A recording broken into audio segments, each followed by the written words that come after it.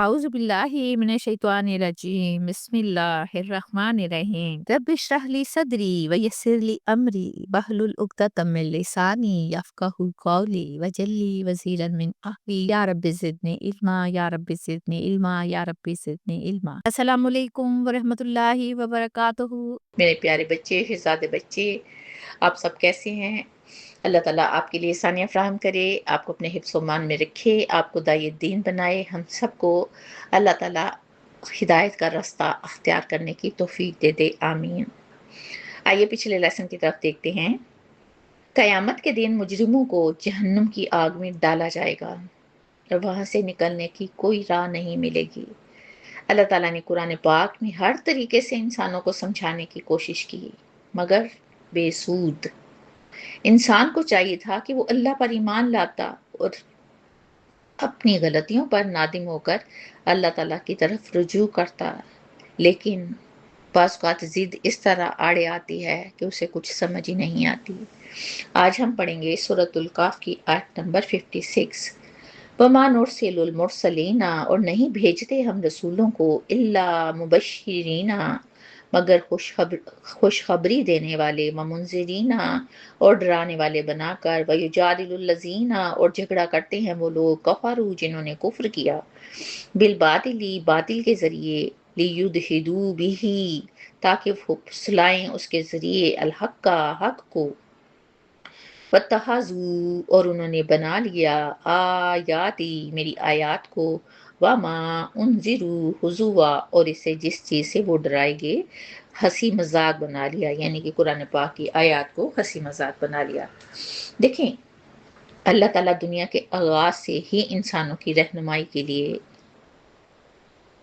رسولوں کو بھیجتے رہے۔ کس مقصد کے لیے؟ کہ وہ لوگوں کو حق کی بات پہنچائیں۔ اگر خود انسان اس قابل ہوتا کہ بذات خود علم کی کھوج لگاتا، مگر انسان کے پاس تو ایسا کوئی انتظام ہی نہیں تھا۔ اللہ تعالیٰ کی مہربانی جانیں کہ اللہ نے انسانوں کی تربیت کے لیے نبی بھیجے۔ کس لیے بھیجے؟ کہ وہ انسانوں کی تربیت کریں، یعنی حضرت آدم علیہ السلام سے لے کر حضرت محمد صلی اللہ علیہ وآلہ وسلم تک تمام انبیاء کا ایک ہی بنیادی مقصد تھا نا، اللہ تعالیٰ نے رسولوں کو خوشخبری دینے والا اور انجام سے ڈرانے والا بنا کر بھیجا۔ رسولوں کا کام تھا کہ وہ ایمان والوں کو اللہ تعالیٰ کی رحمت، مغفرت، جنت اور کامیابی کی خبر دیں، جبکہ نافرمانوں کو اللہ کے عذاب سے یا آخرت کی جواب دہی سے اور جہنم سے خبردار کریں۔ لیکن ہوتا کیا ہے؟ کافر لوگ جھگڑا کرتے ہیں۔ یہ جھگڑا یا بحث حق کو سمجھنے کے لیے نہیں ہوتی، بلکہ لوگوں کو حق سے دور کرنے اور ان میں بدگمانی پیدا کرنے کے لیے ہوتی ہے، اور اس کے لیے جھوٹ، بے بنیاد اعتراضات، غلط قسم کے دلائل اور دھوکے سے کام لیا جاتا ہے۔ وہ لوگ ایسا کیوں کرتے ہیں؟ تاکہ حق کو مٹا دیں، اسے کمزور کر دیں۔ ہمیشہ یاد رکھیں، لکھ لیں، حق اور سچ کبھی کمزور نہیں ہوتے۔ اللہ تعالیٰ فرماتے ہیں کہ انہوں نے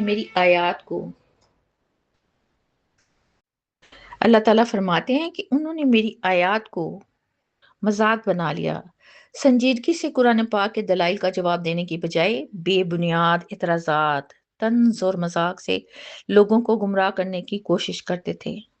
جب باطل پرست لوگوں کے پاس حق کا جواب نہیں ہوتا نا، تو وہ دلیل کی بجائے، دلیل تو ہوتی نہیں نا ان کے پاس، تو وہ دلیل کی بجائے تمسخر، پروپیگنڈا اور بحث کا سہارا لیتے ہیں۔ دیکھیں، آج بھی ہم مسلمانوں میں ایسے لوگ ہیں جو قرآن کی آیات اور قرآن اللہ تعالیٰ کے احکامات کا مذاق اڑاتے ہیں، آج بھی اڑاتے ہیں۔ وہ تنزیہ کہتے ہیں، ہاں جی دکھائیں، اللہ نے یہ کہاں لکھا ہے؟ یا اسے پرانا خیال اور اس زمانے کے خلاف کہہ کر لوگوں کے دلوں میں شکوک پیدا کرتے ہیں۔ بعض لوگ سوشل میڈیا پر ادھوری معلومات دے کر دین کے بارے میں غلط باتیں پھیلاتے ہیں تاکہ لوگ اسلام سے بدظن ہو جائیں۔ کچھ لوگ حق کی بات سننے اور سمجھنے کی بجائے بحث کا ایک سلسلہ شروع کر دیتے ہیں۔ اسی بات کو قرآن میں باطل کے ذریعے جدال کہا گیا ہے۔ کچھ لوگ نیک اعمال، پردہ، داڑھی، نماز یا دین پر عمل کرنے والوں کا مذاق اڑاتے ہیں، جی پائنچا اوپر کیوں ہے، بڑی پردے دار بنی پھرتی ہے، یہ ہے وہ ہے۔ یہ تو کوئی مومن والا طریقہ نہیں، بلکہ انکار کرنے والوں جیسا رویہ ہے نا۔ آئیے اپنے آپ کو حق آئیے اپنے آپ کو یہ بتائیں کہ حق واضح ہے، عاجزی سے ہم لوگ قبول کر لیں۔ کوئی چیز سمجھ نہیں آتی نا تو اہل علم سے پوچھ لیں، حق جان کر اپنی انا کو نہیں، اللہ کے حکم کو عاجزی سے اختیار کر لیں، فضول بحث نہیں کرنی۔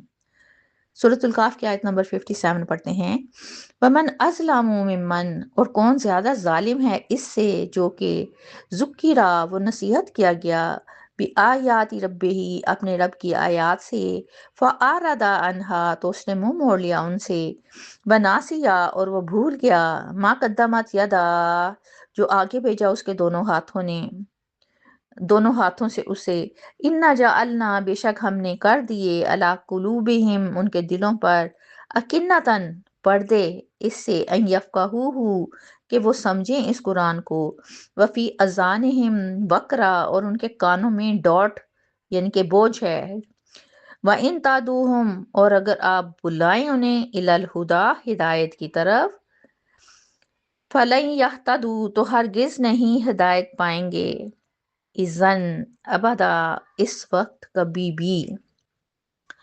اللہ سبحانہ وتعالیٰ اس آیت میں فرماتے ہیں کہ اس شخص سے بڑھ کر ظالم کون ہوگا جسے اس کے رب کی آیات کے ذریعے نصیحت کی جائے اور وہ اس سے منہ موڑ لے۔ آپ سوچئے اللہ تعالیٰ کن لوگوں سے مخاطب ہیں؟ دیکھیں، ایک تو وہ لوگ تھے نا جو آپ صلی اللہ علیہ وسلم کے دور میں تھے، جان بوجھ کر حق سے انکار کرتے تھے اور منہ موڑ لیتے تھے۔ لیکن اب سوچئے قرآن پاک تو قیامت تک کے لیے سب کے لیے رہنمائی بن کے آیا ہے۔ وہ لوگ تو کافر کہلائے، بات ختم ہو گئی۔ اب تھوڑا غور کریں، ہم تو مسلمان ہیں نا، خدا کا شکر ہے کہ مسلمان گھرانوں میں پیدا ہوئے، اس لیے مسلمان کہلائے، کلمہ بھی پڑھتے ہیں، لیکن ایمانداری سے جواب دیں کہ اللہ تعالیٰ کی یہ بات ہم پر ثابت نہیں ہوتی۔ کیا قرآن پاک ہمیں نصیحت کرنے کے لیے نہیں بھیجا گیا؟ کیا ہم پڑھتے ہیں اور عمل کرتے ہیں؟ تو ہم کیا ظالم ہیں؟ یاد رکھیں، ہم دوسروں پر ظلم نہیں کرتے بلکہ اپنے پہ ظلم کرتے ہیں۔ قرآن پاک کو نہ سمجھ کر، نہ عمل کر کے اپنے آپ کو مشکل میں ڈالتے ہیں۔ ہمیں رب کی آیات کے ذریعے نصیحت کی گئی، ہم نے تو سمجھا ہی نہیں۔ عملی طور پر یقین جانیں ہم زیرو ہیں۔ اس میں انبیاء کی تعلیمات، کائنات کی نشانیاں، زندگی کے واقعات، سب اللہ کی طرف سے نصیحت ہیں۔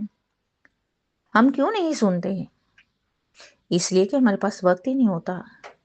ہم منہ موڑ لیتے ہیں، کیا کہ ابھی وقت ملے گا تو پڑھیں گے۔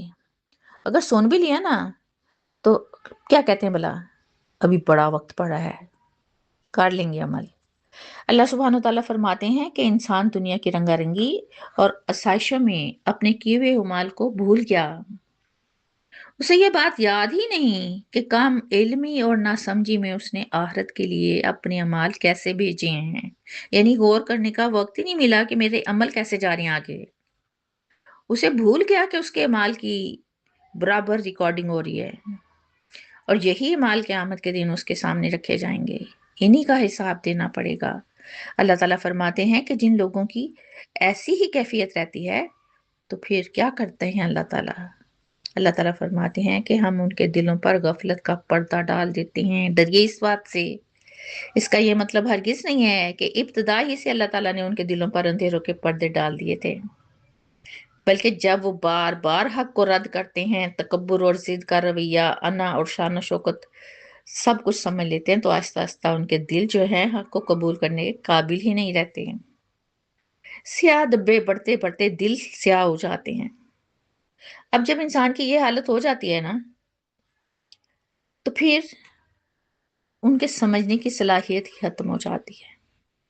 قرآن کی باتیں ان کے کانوں تک پہنچتی تو ہیں مگر دل تک نہیں پہنچ پاتی، ان کے کانوں میں بوجھ ہے، یعنی وہ حق کو سنتے ہیں مگر سن کر قبول کرنے کی سکت نہیں رہتی۔ اب اس انسان کی بے بسی کا اندازہ کیجئے کہ اس حالت میں اگر آپ انہیں ہدایت کی طرف بلائیں تو وہ کبھی ہدایت کی طرف نہیں آئیں گے جب تک انہیں اپنی اس حالت کا اندازہ خود نہیں ہوگا۔ ہدایت کا کوئی دروازہ نہیں کھلے گا۔ ایک طرف تکبر اور دوسری طرف ہدایت کی طلب ہو تو بات نہیں بنتی۔ اپنی نیت کو خالص کیجئے، اللہ تعالیٰ سے رجوع کیجئے، ہدایت کی طلب کریں۔ کیسے ہدایت؟ ایسے ہدایت نہیں ملے گی۔ رجوع کریں اللہ تعالیٰ کی طرف۔ دیکھیں جب بھی قرآن کی بات سنیں تو کبھی مذاق مت اڑائیں، اپنی خواہشات کو دین پر مقدم نہیں رکھیں۔